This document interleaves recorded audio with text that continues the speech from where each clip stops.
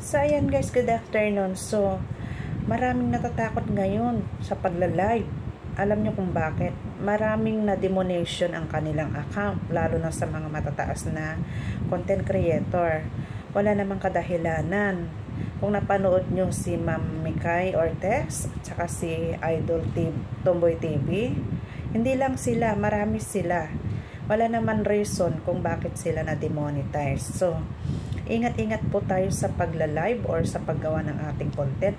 Marami na pong bawal. Hindi natin alam ang protocol ni Meta sa ginagamit niyang algorithm niya. Hindi natin alam kung ano yung mga bawal. Marami ng bawal. Pero depende sa case ng ating mga account. So, ingat-ingatan na lang natin. Isa rin sa napanood ko, mayroon pong na-hack ang account. Mayroon pong nakapasok na ibang lahi sa kanyang account. Kung napanood nyo ang explanation ni Ma'am Amires Stories, mayroon po akong napanood sa kanya na ang kanyang members is, kasi isa rin akong members doon sa Amires Stories.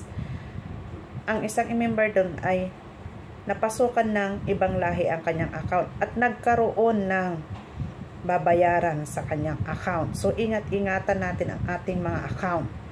Dahil marami po tayong pagdadaan ng pagsubok sa lahat ng ginagamit natin ngayon dito sa Facebook. So, mag-ingat lang po tayo. Gawa lang tayo ng tama at iwasan natin yung mga bawal.